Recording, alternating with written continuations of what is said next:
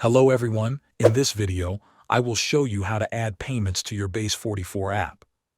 First, open your Base44 app inside the editor. Once your project is loaded, look for the AI chat box. This is where you can give instructions to Base44 using simple text commands. Now click inside the chat box and type a message like this. Connect a payment method so I can take payments from customers.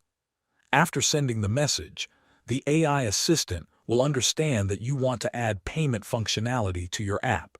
In most cases, it will recommend installing Stripe. Stripe is a popular online payment platform that allows businesses to accept payments from customers securely. At this point, Base44 will begin setting everything up automatically in the background. This includes back-end functions, database infrastructure, and checkout pages that customers can use to complete payments.